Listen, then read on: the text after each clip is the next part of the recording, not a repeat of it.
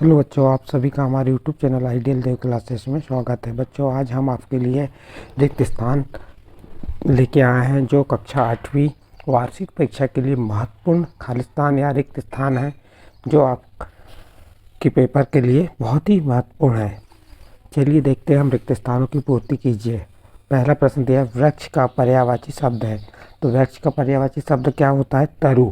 वृक्ष का पर्यायवाची शब्द क्या होता है? तरु। इसके बाद नेक्स्ट देखते हैं अगला प्रश्न क्या दिया हुआ है। धर्मरथ के दो पहिए खालिस्तान है। तो धर्मरथ के दो पहिए क्या है? शीर्ष और धैर्य। धर्मरथ के दो पहिए कौन से होंगे? शीर्ष और शौर्य और क्या हो जाएगा? धैर्य। तो ये आपका 107 नंबर का प्रश्न था। धर्म के दो पहिए कौन से हो गए? शौर्य और धर्म। फिर 108 नंबर देखिए, प्रार्थना खालिस्तान की पुकार है। तो यहाँ पे इसका खालिस्तान आ जाएगा मन। किसकी है? मन। अगला प्रश्न देखिए, नर नारी शब्द में समास है। नर नारी में कौन सा समास है ये पूछा है इसमें। तो इसका आंसर आ जाएगा द्वंद्व। कौन सा समास आएगा यहाँ पे? द्वंद्व। कौन सा समास होता है? नर और नारी में द्वंद्व समास होता है। इसके बाद अगला, रात का पर्यायवाची। रात का पर्यायवाची क्या होगा? निशा। रात का पर्यायवाची निशा। फिर अगला प्रश्न देखिए, क्या कह रहा है अगला प्रश्न? 111। इसमें कहा है, खालिस्तान के कारण ओछा लोगों का काम चौपट हो रहा था। किसके कारण? ओछा लोगों का जो काम था वो चौपट हो रहा था। तो बिरसा। किसके कारण? बिरसा। यहाँ पे आ जाएगा बिरसा। नेक्स्ट प्रश्न देखते हैं 112 नंबर का, पथ भूल न जाना खालिस्तान कही है। पथ भूल जाना खालिस्तान कही है। तो यह आ जाएगा यहाँ पे पथिक। क्या जाएगा? पथिक। हठ योग में शरीर शुद्धि के लिए खालिस्तान क्रिया समाहित है। हठ योग में शरीर शुद्धि के लिए 6 कितनी आ जाएगा यहाँ पे? 6 क्रियाएं समाहित हैं। महेश्वर को सूर्यवंश के राजा खालिस्तान ने बसाया। तो मानधाता किसने बसाया? इसका आंसर आ जाएगा मानधाता।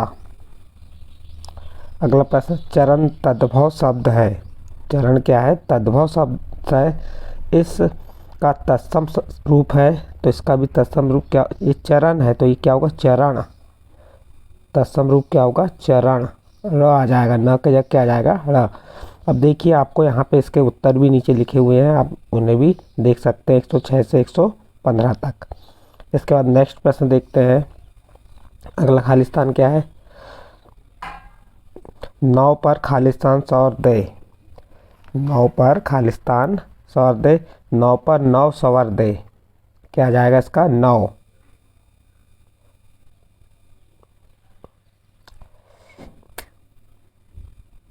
क्या आ जाएगा इसका? नौ।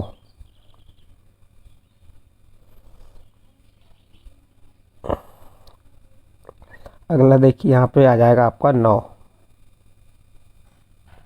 फिर मुंडा समाज के आराध्य सिंह का अर्थ है। मुंडा समाज के आराध्य सिंह का अर्थ है। तो इसका आंसर आ जाएगा सूर्य। का अर्थ सूर्य है। यहाँ पे क्या लिख देंगे आप? खालिस्तान में सूर्य। अगला प्रश्न देखिए, जिसे सुनकर दहलती थी कभी छाती खालिस्तान की। 118 नंबर है। तो क्या कहा इसमें? जिसे सुनकर दहलती थी कभी छाती खालिस्तान की। तो यहाँ जाएगा सिकंदर। क्या जाएगा? सिकंदर। कमल का पर्यायवाची पंकज। कमल का पर्यायवाची आ जाएगा पंकज। श्री मुक्तानंद जी से मिलिए खालिस्तान विधाय। तो ये व्यंग है। क्या है? व्यंग। फिर अगला, दौलत पाए ना कीजिए, दौलत पाए ना कीजिए, खालिस्तान में अभिमान है, तो इसका आ जाएगा सपनेहू, सपनेहू। जहाँ उपमेय में उपमान की संभावना की जाती है वहाँ खालिस्तान अलंकार होता है, तो वहाँ पे आता है उपमा अलंकार। कौन सा अलंकार आता है? उपमा। फिर अगला प्रश्न देखिए 23 नंबर, सम्राट विक्रमादित्य ने खालिस्तान संवत का प्रचलन प्रारंभ किया, तो इसका आंसर आ जाएगा विक्रम। किस संवत का किया? विक्रम। रावनुरति खालिस्तान रघुवीरा देखी विभीषण भयु अधीरा, तो इसका आ जाएगा यहाँ पे 124 नंबर बीरथ। क्या आएगा? बीरथ। ये लिखा हुआ है बीरथ, आप यहाँ से देख सकते हैं। रसोई घर शब्द में खालिस्तान समास है, संप्रदान तत्पुरुष समास है। कौन सा आएगा? संप्रदान तत्पुरुष समास। इस प्रकार से यहाँ पे 125 नंबर खालिस्तान समाप्त हुआ। नेक्स्ट अगला खालिस्तान 126 देखिए, तोमर वंश का अंतिम राजा था, तो तोमर वंश का अंतिम राजा कौन था? रामशाह।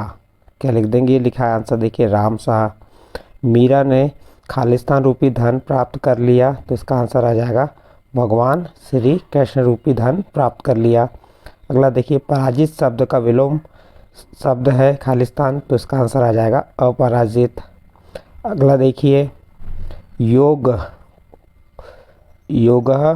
कौशलम, तो इसका सही आंसर हो जाएगा कर्मसूत। क्या जाएगा? कर्मसूत। लेखक से मुक्तानंद ने खालिस्तान ग्रंथावली मांगी, तो उसका सही आंसर आ जाएगा कालिदास ग्रंथावली मांगी। इसके बाद अगला प्रश्न देखिए, छंद खालिस्तान प्रकार के होते हैं। छंद दो प्रकार के होते हैं, वाणिक छंद और मात्रिक छंद। अगला प्रश्न देखिए 132 नंबर, परमार राजवंश की स्थापना खालिस्तान ने की थी, तो उसकी स्थापना हर्ष सिंह परमार ने की थी। किसने की थी? हर्ष सिंह परमार ने। खालिस्तान संगीत सम्राट कहे जाते हैं, तो इसका आंसर हो जाएगा तानसेन संगीत सम्राट कहे जाते हैं। युद्ध गीता नामक कविता में के रचयिता खालिस्तान है, तो इसका आंसर हो जाएगा युद्ध गीता नामक कविता के रचयिता तुलसीदास हैं। फिर नेक्स्ट, दोहा और रोला से मिलकर खालिस्तान छंद बनता है, तो दोहा और रोला से मिलकर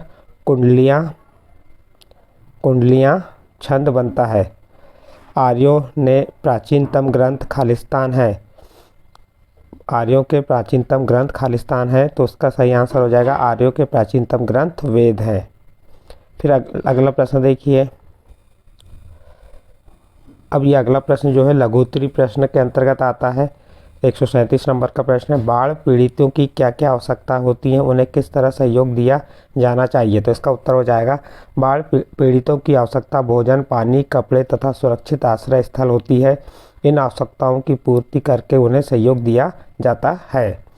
नेक्स्ट अगला प्रश्न देखते हैं, प्रश्न नंबर 138 नंबर है, दूध वाला शब्द में प्रत्यय पहचान कर लिखिए। तो अब देखिए जो दूध वाला है इसमें प्रत्यय कहाँ लगता है? बाद में, तो इसमें वाला क्या हो जाएगा? प्रत्यय। फिर ब नंबर देखिए, पंछी शब्द का तत्सम शब्द क्या है, तो उसका तत्सम शब्द होगा पक्षी। क्या हो जाएगा? पक्षी। ये लिखा हुआ है। जननी शब्द के दो पर्यायवाची, तो उसका आ जाएगा माता और माँ। प्रथम शब्द का विलोम शब्द लिखिए, तो प्रथम शब्द का विलोम शब्द अंतिम। क्या आ जाएगा? अंतिम। फिर ई नंबर देखिए, कान भरना बराबर उल्टा सीधा समझना। कान भरना यानी उल्टा सीधा समझना। मंथरा ने उसका प्रयोग कैसे करेंगे? मंथरा ने कैकेयी के कान भर कर राम को वनवास दिला दिया। अगला प्रश्न देखते हैं, क्या दिया है?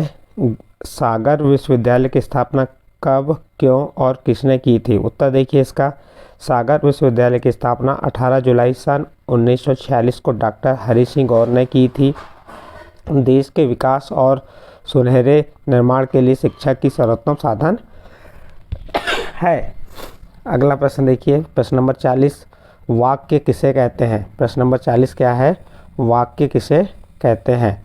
तो इसका उत्तर हो जाएगा, देखिए इसका उत्तर यहाँ पे लिखा हुआ है, सार्थक शब्दों के क्रमबद्ध, क्या दिया है, सार्थक शब्दों के क्रमबद्ध समूह को वाक्य कहते हैं।